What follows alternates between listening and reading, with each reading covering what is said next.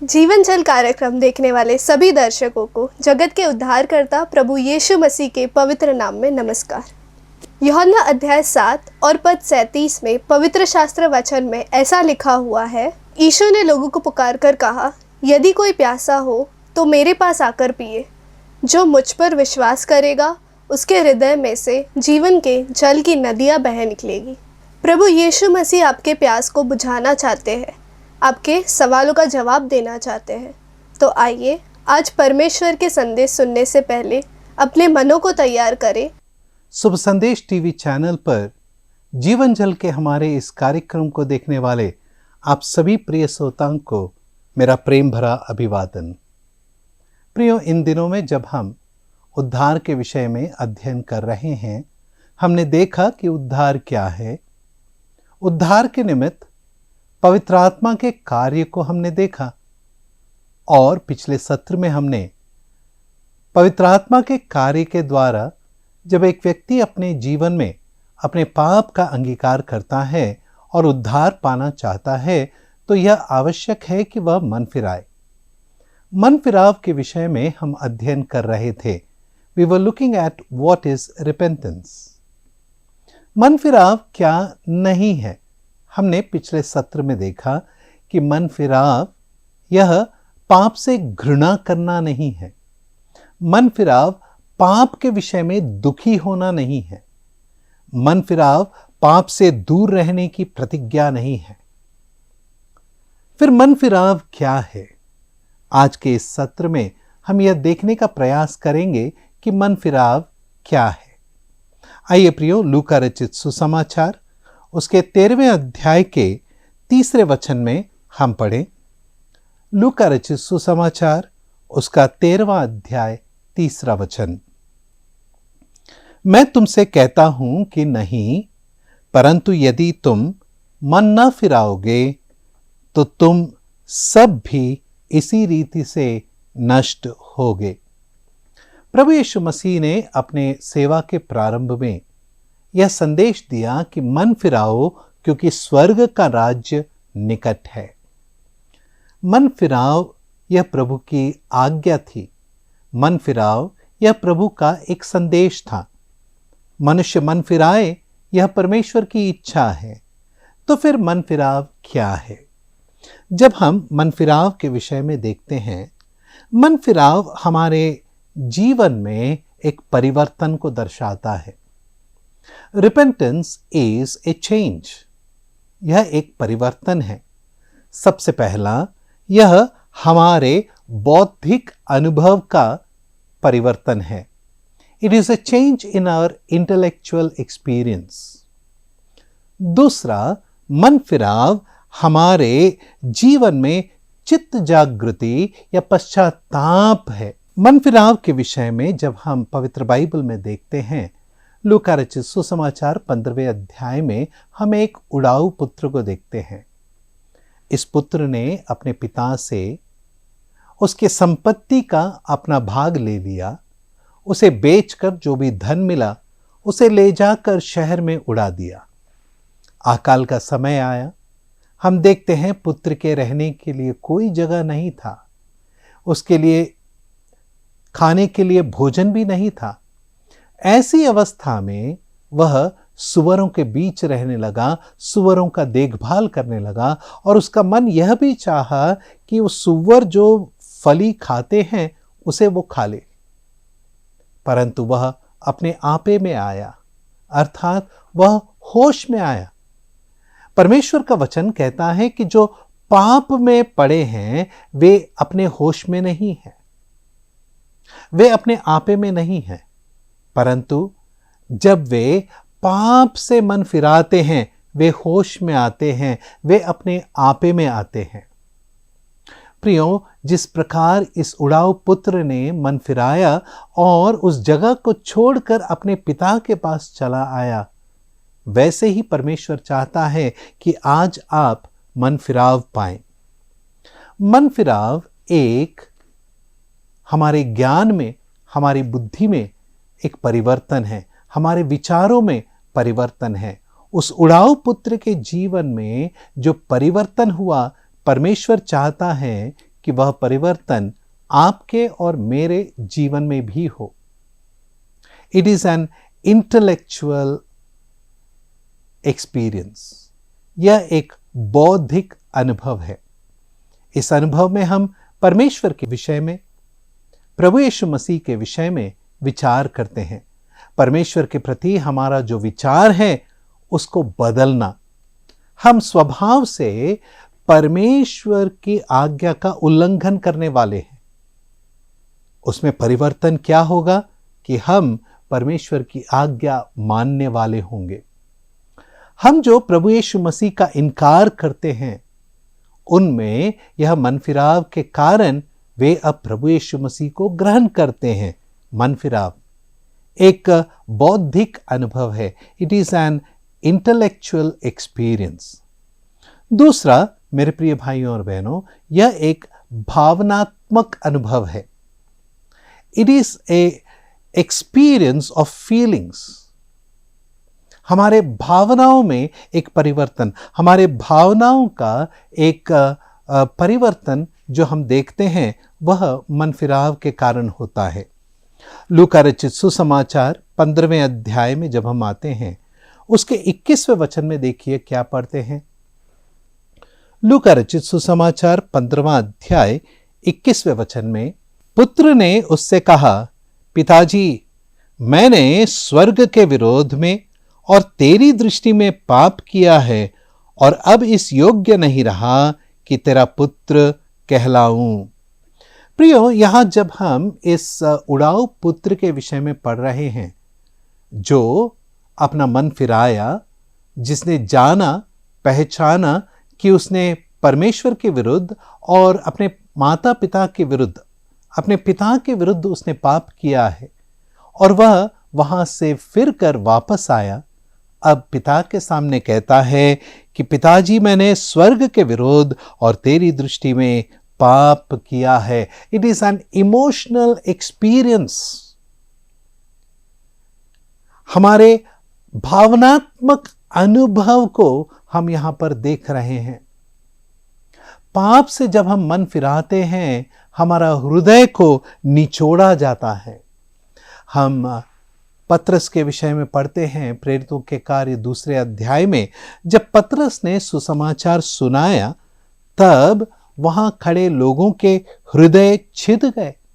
देखिए प्रेरितों के कार्य 2 अध्याय के 37वें वचन में, एक्ट्स चैप्टर 2 वर्स 37, तब सुनने वालों के हृदय छिद गए और वे पतरस और शेष प्रेरितों से पूछने लगे, हे भाइयों, हम क्या करें? हृदय छिद गए। मेरे प्रिय भाइयों और बहनों, इसका अर्थ है वे ऐसे एक गंभीर गम की अवस्था में थे, दुख में थे कि पाप के कारण उन्होंने क्या नहीं खो दिया। पाप के कारण परमेश्वर की उपस्थिति को उन्होंने खो दिया। मनुष्य ने पाप के कारण परमेश्वर की भलाइयों को खो दिया। पाप के कारण परमेश्वर की दृष्टि में आने का भी उन्होंने खो दिया।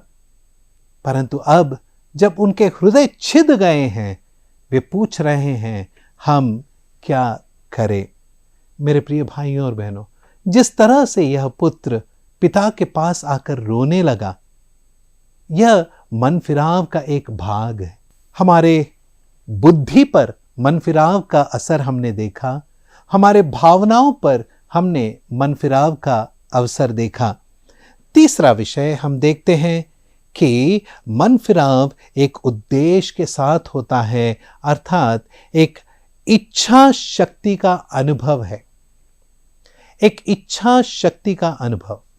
1863 में जब अब्राहम लिंकन ने पूरे अमेरिका से गुलामी के दशा को मिटा दिया और गुलामों को स्वतंत्र कर दिया, तब उन्होंने एक पत्र जारी किया।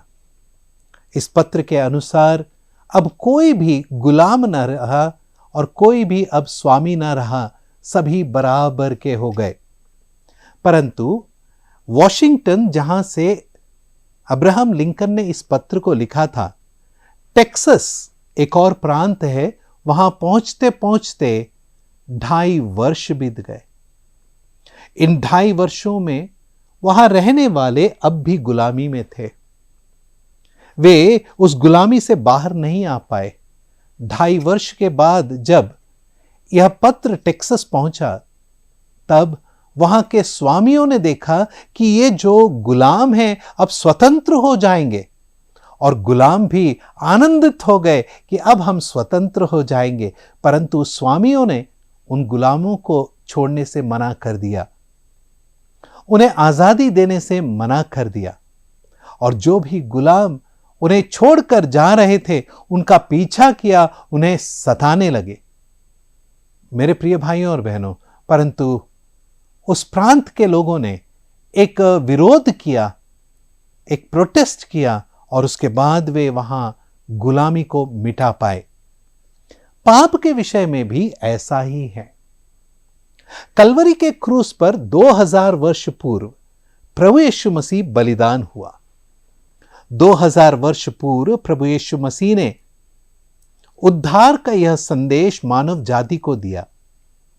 उद्धार के इस संदेश में प्रभु यीशु मसीह ने कहा, मैंने सब कुछ पूरा किया है, तुम्हें केवल मुझ पर विश्वास रखना है। जितनों ने उस पर विश्वास रखा है उन्हें परमेश्वर के संतान होने का अधिकार मिला।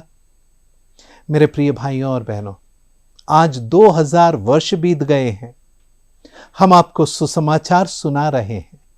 विश्वास के द्वारा आप परमेश्वर के संतान बन सकते हैं।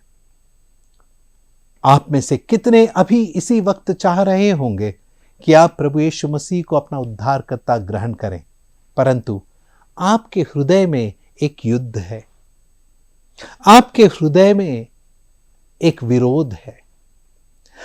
मन का एक अंश कहता है कि प्रभु यीशु मसीह पर विश्वास करके उद्धार पालें, वहीं आपका पुराना जीवन, आपका पुराना मनुष्यत्व कहता है नहीं, ऐसा नहीं करना। वो एक विरोध कर रहा है। प्रभु यीशु मसीह को ग्रहण करने के लिए एक आशा है, एक लालसा है, लेकिन वहीं दूसरा एक अंश आप में है जो उसका विरोध करता है और उसके लिए कई कारण भी बताता है। ऐसे में जो युद्ध आपके अंदर हो रहा है, ये एक भावनात्मक युद्ध है और इसमें इच्छा शक्ति का अनुभव मन फिराव में मिलता है। आप जब अपने हृदय में उठने वाले हरेक सवाल को दबा देते हैं, हरेक उस इच्छा को दबा देते हैं, हरेक उस विरोध को दबा देते हैं जो प्रभु यीशु मसीह को ग्रहण करने से रोक रहा है, और आप प्रभु के पास आकर प्रभु को ग्रहण करते हैं, यह मन फिराव है, यह इच्छा की एक अनुभव है। मेरे प्रिय भाइयों और बहनों, मन फिराव के विषय में हमने 3 बातें देखी। सबसे पहले हमने देखा कि यह बौद्धिक अनुभव है, it is an intellectual experience. आप अपने बुद्धि और ज्ञान में समझ जाते हैं कि आप पापी हैं और उद्धार के लिए आपको प्रभु यीशु मसीह पर विश्वास रखना है। दूसरा, भावनात्मक अनुभव। आप भावनाओं में दब जाते हैं, आपके अंदर वह जो दुख आपके पापी जीवन के कारण है, वह आपको प्रभु यीशु मसीह के पास ले आता है। तीसरा, हम देखते हैं इच्छा शक्ति का अनुभव।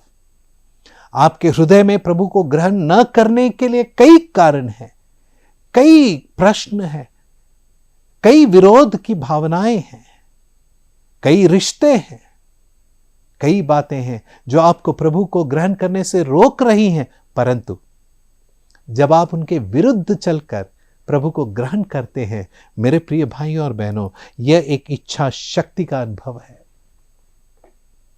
मिस्र से जब इस्राएली छूटकर बाहर आ रहे थे, फरोन ने उन्हें चले जाने के लिए कहा, परंतु अभी कुछ दिन ही बीते थे।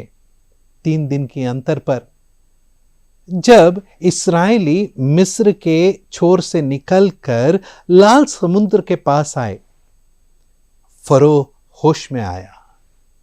उसने देखा कि इस्राएली निकल चुके हैं। अब वह उन्हें वापस गुलामी में लाने के लिए उनके पीछे निकल पड़ा, उनके पीछे रथों को तैयार करके निकला।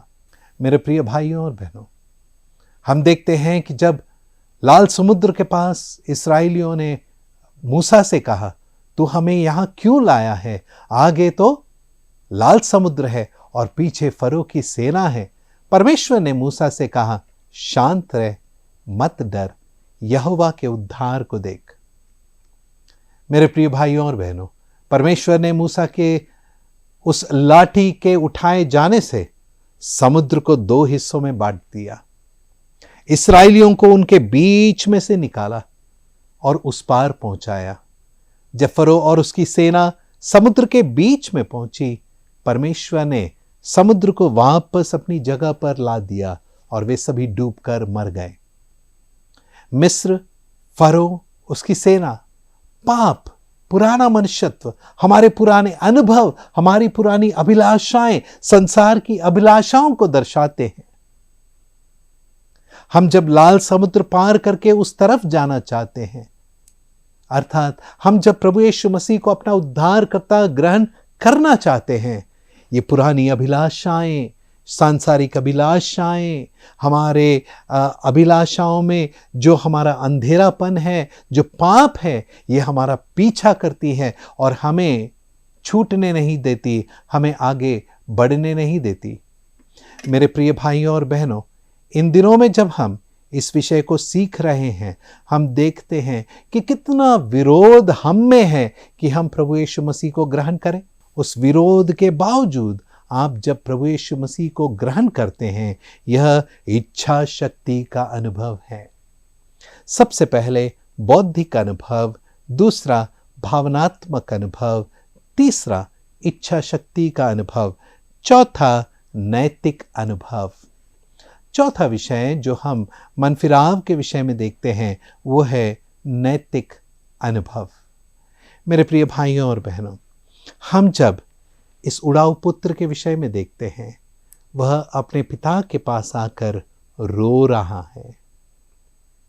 उसने जो पाप किया है उसकी गंभीरता को वो जान चुका है। उसने जो पाप किया है उसकी गहराई को वो समझ चुका है और इसीलिए वह पिता के पास रोते हुए मन फिराव पाता है। पवित्र बाइबल में कई सुंदर उदाहरण हैं। जब हम उस छोटे जक्कई के विषय में देखते हैं, कौन है ये छोटा जक्कई?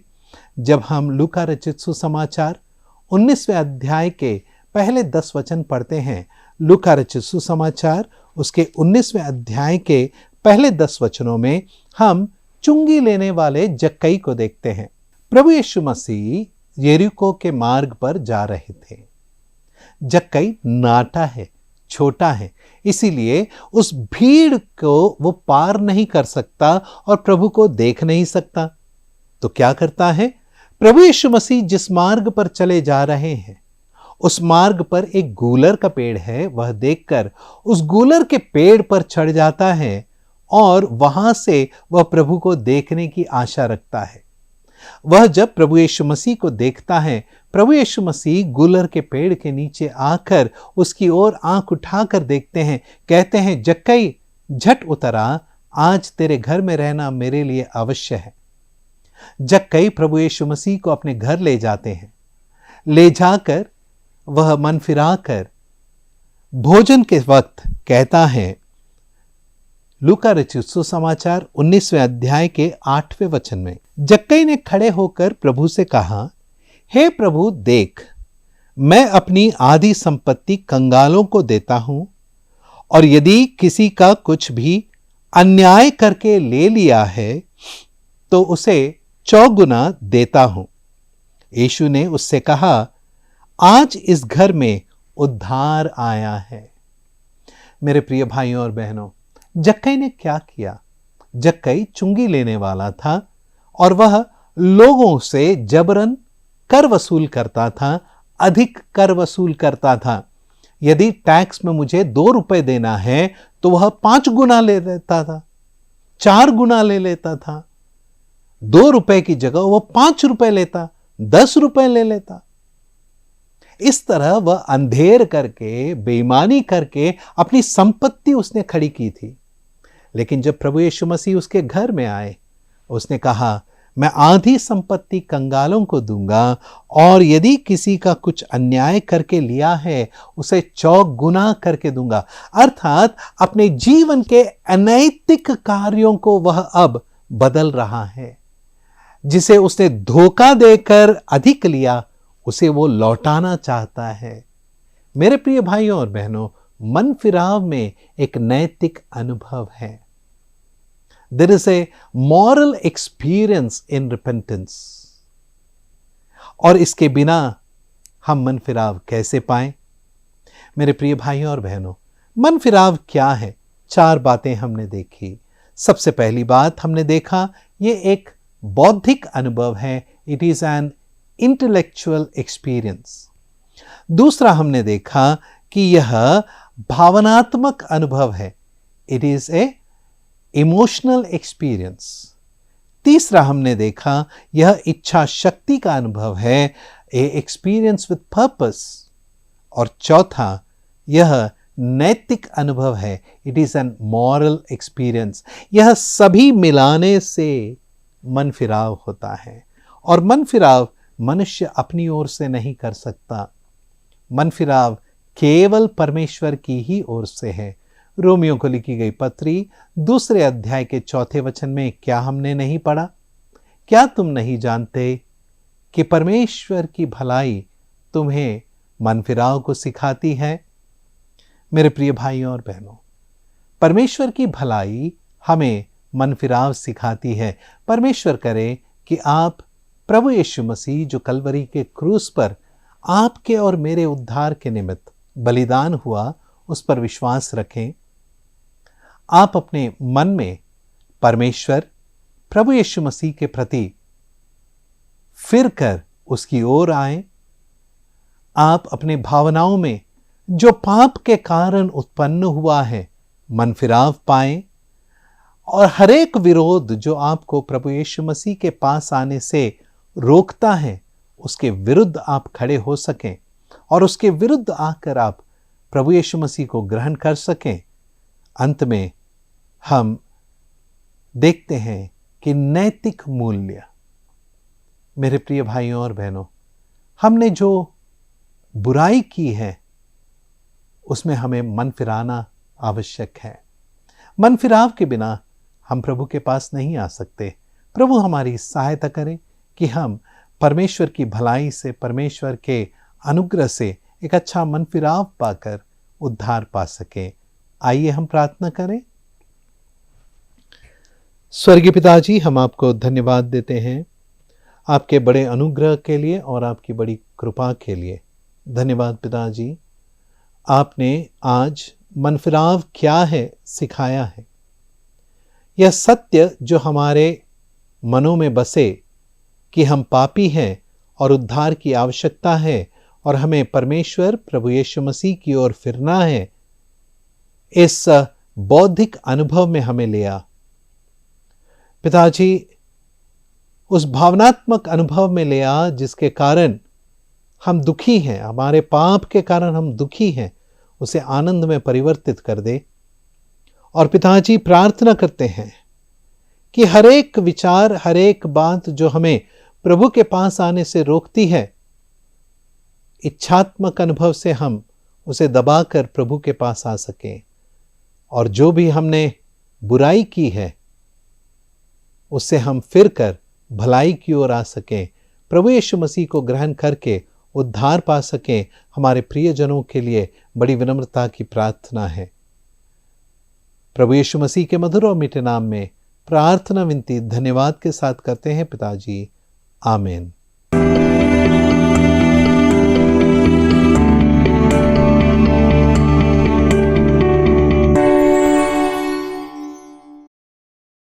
अगर परमेश्वर ने इन वचनों के द्वारा आपसे बातें की है और आप इस विषय पर अधिक जानकारी प्राप्त करना चाहते हैं या किसी प्रार्थना के विषय को बांटना चाहते हैं, तो निस्संदेह हमसे संपर्क करें। हमारा पता जीवन चल Nav Bhavna building 422 SVS road, post box number 19161, Prabhadevi, Mumbai 40025। प्रार्थना एवं मुफ्त बाइबल करस्पॉन्डेंस कोर्स करने के लिए हमें संपर्क करें और अपना नाम और पूरा पता तुरंत हमें SMS करें। Mobile number 7710065115। Email ID gospelbroadcast@yahoo.com। Web address www.lwgb.org। YouTube address जीवन जल TV@YouTube। जीवन जल कार्यक्रम को हर सोमवार शाम 6:30 बजे, बुधवार शाम 6:30 बजे, शनिवार रात 9 बजे इसी चैनल पर देख सकते हैं। धन्यवाद।